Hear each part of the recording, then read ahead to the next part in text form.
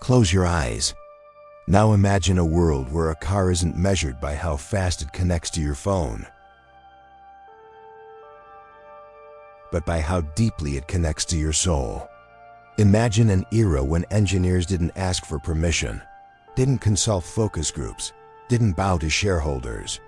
They simply asked one question: what if we built the impossible? Now open your eyes, because what stands before you is the answer to that question. Forged in carbon fiber and obsession, a machine so pure, so uncompromising, so devastatingly perfect that it didn't just rewrite the rulebook, it burned it to ashes and danced in the flames. There are cars that move you from place to place, soulless appliances on wheels, forgettable the moment you step out. Then there are legends that move you through dimensions, through time itself. Titanium and aluminum sculptures of human defiance that scream one truth into the void: greatness never compromises, genius never apologizes, and perfection never dies. This is not a car. This is a rebellion cast in metal. This is what happens when brilliance refuses to bow. This is the McLaren F1 Reborn, and you're about to witness why some machines don't age, they ascend. Picture this. It's the early 1990s, and the world is about to change forever. Gordon Murray, a South African engineer with Formula One racing coursing through his veins, sits down with a blank canvas and a singular obsession: to create the greatest driving machine ever conceived. Not the fastest, not the most powerful, but the purest expression of what a supercar could be when every single decision, every component, every surface serves only one master: the driver. What emerged from that obsession was the McLaren F1, a car so ahead of its time that even today, more than 3 decades later, it remains virtually untouchable in the pantheon of automotive greatness. Only 106 examples were ever created. Each one is worth more than most people will earn in 10 lifetimes. And this reborn specimen before us represents something even more remarkable: a second chance at perfection. Look at it. Really look at it. The proportions defy logic: impossibly low, impossibly wide, with surfaces that seem to flow like liquid metal frozen mid-motion. The silver paintwork catches light in ways that make you question whether you're looking at metal or mercury, every reflection dancing across those handcrafted curves with balletic grace. Those yellow accent lines running along the front fenders aren't decoration. They're exclamation points, visual reminders that this machine means business. The front end sits so low to the ground you could slide an envelope beneath it. A predatory stance that speaks to aerodynamic obsession, to wind tunnel hours measured in months, to a team that understood every molecule of air matters when you're chasing 240 miles per hour. The headlights, those distinctive units that pop up when needed, remain hidden now, giving the car an almost serene expression. A sleeping dragon that knows its power needs no announcement. Move around to the side and witness the masterclass in proportion. The door, a magnificent dihedral piece that swings up and forward, reveals not just an entrance but a portal into another dimension of automotive philosophy. There's no chrome here, no unnecessary garnish, nothing that doesn't serve function.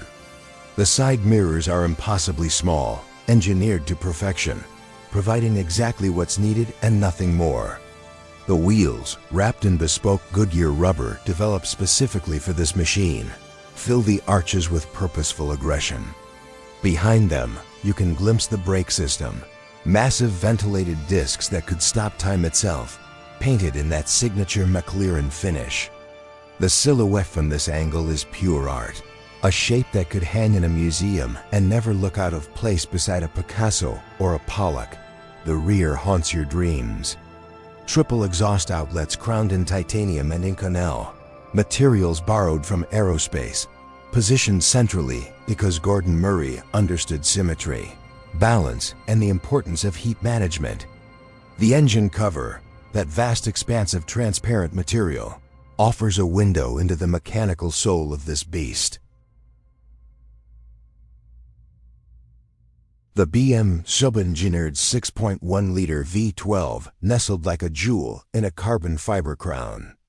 Gold foil lines the engine bay, not for show but to reflect heat away from critical components. A solution so elegant it borders on poetry. The diffuser underneath channels air with surgical precision, creating downforce without wings, without spoilers, without compromising the purity of the design. This is what confidence looks like in automotive form. No need for aggressive aerodynamic addenda when your entire shape is the aerodynamic device. Step inside and prepare to have everything you thought you knew about supercars completely rewritten. The door closes with a vault-like precision, sealing you into a cabin that feels less like a car and more like a fighter jet repurposed for the road.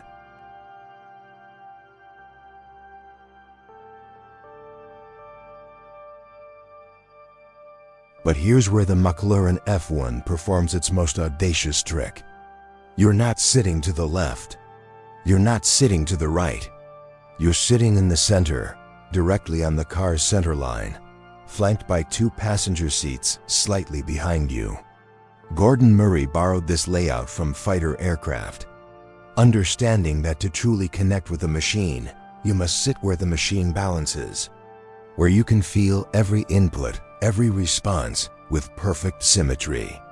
The steering wheel is surprisingly small, gripped in leather that still carries the suppleness of youth despite decades that may have passed. No power steering here.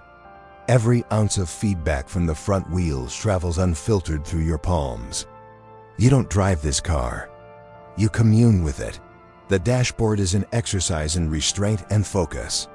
Simple, clear gauges provide exactly the information you need. No distractions.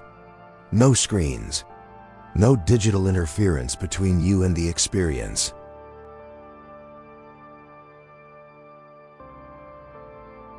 The pedals are perfectly positioned for heel-toe downshifts, a dying art in our modern automated world. But here it's not just encouraged, it's essential.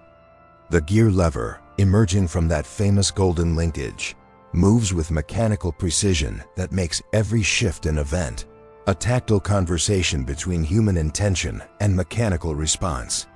The seats hug you without smothering you, providing support through corners that would make lesser machines beg for mercy. Carbon fiber surrounds you, not as decoration, but as structure, as safety, as the very skeleton of this masterpiece. And that smell, that intoxicating mixture of leather and carbon and history, it fills your lungs and reminds you that you're not just sitting in a car, you're sitting in legend. Fire the engine. The BMW V12 awakens with a sound that defies description, a mechanical symphony that builds from a cultured idol into a shrieking crescendo that touches 7,500 revolutions per minute. 627 horsepower doesn't sound like much by today's turbocharged, electrified standards, but in a car weighing barely over a ton, it's not power, it's magic. The naturally aspirated response is instantaneous. Throttle blades opening in perfect synchronization with your right foot. No turbo lag, no hesitation. Just pure linear acceleration that builds and builds until the world outside becomes a blur and time itself seems to stretch. The gearbox, a 6-speed manual, demands skill and rewards precision. Every shift is deliberate, purposeful, connecting you to the mechanical ballet happening inches behind your head. And then you start moving. Truly moving. The steering weight builds progressively, loading up through corners with feedback so rich you can read the road surface through your fingertips. The chassis balance is supernatural, that mid-engine layout and perfect weight distribution allowing you to adjust your line, mid-corner with nothing but throttle application.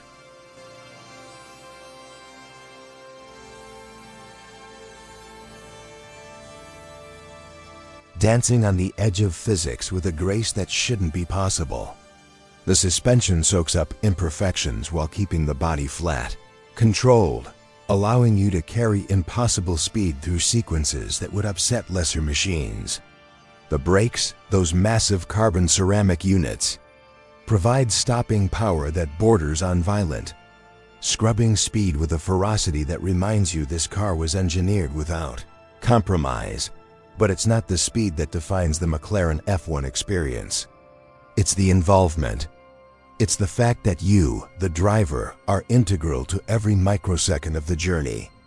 No traction control to save you. No stability systems to tidy up your mistakes. Just talent, commitment, and a machine willing to reward both while punishing neither.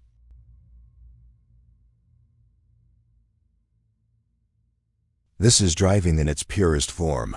A conversation between human and machine conducted in a language that predates words. A connection that makes you better, sharper, more alive than you've ever been. The McLaren F1 Reborn represents something more profound than restoration. It's a statement that some ideas, some visions, some creations are simply timeless. In an era where cars are becoming rolling computers, where artificial intelligence makes decisions for us, where the human element is being systematically removed in the name of safety and efficiency, the F1 stands as a defiant middle finger to mediocrity. It whispers that greatness never fades, that purity never goes out of style, that when you build something right, when you refuse to compromise, when you chase perfection with religious fervor, you create something that transcends its era and becomes eternal. This is not just a car. This is Gordon Murray's love letter to driving.